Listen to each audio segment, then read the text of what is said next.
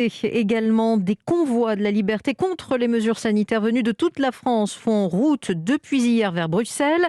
Quelques actions encore à Paris cet après-midi, notamment aux abords de la Tour Eiffel. À Paris, où 7500 policiers et gendarmes restent mobilisés pour éviter que la capitale ne soit bloquée. Certains des opposants s'étaient donné rendez-vous ce matin à Villepinte en Seine-Saint-Denis, point d'étape entre les capitales françaises et belges. Jean-François et Michel sont partis jeudi du Finistère et après avoir manifesté hier à Paris, ils sont bien décidés à poursuivre le mouvement. On a suivi le convoi de la liberté, oui, donc pour nous, pour nos enfants, et surtout que ce passe sanitaire s'arrête le plus vite possible. Le restaurant nous est interdit, le cinéma nous est interdit, les voyages nous sont interdits. Voilà, maintenant nous suivons le mouvement et on va donc prendre la direction de Bruxelles. S'il y a un maximum de monde à y aller, nous on y sera.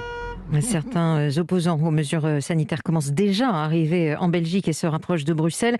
Les autorités se préparent à faire face à l'événement, car comme à Paris, Agathe Cherki, les convois ont été interdits.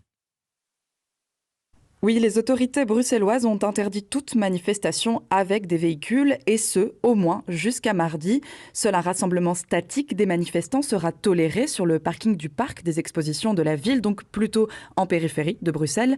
Mais évidemment, la consigne ne séduit pas. Les organisateurs du convoi ont appelé sur les réseaux sociaux à éviter le parking en question.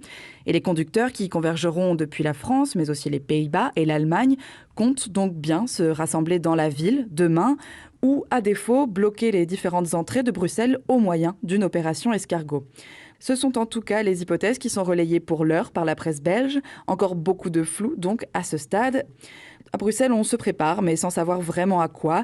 La police fédérale a appelé les Belges il y a quelques heures à ne pas se rendre en voiture dans la capitale demain. L'aéroport de Bruxelles recommande lui aussi aux voyageurs de renoncer à la voiture et de privilégier le train pour aller prendre leur avion. Même consigne de la part d'un hôpital bruxellois qui met en garde les patients sur son site internet et les appelle à arriver bien à l'avance pour leur rendez-vous ce lundi. Agathe Cherki, correspondante d'Europe 1 à Bruxelles.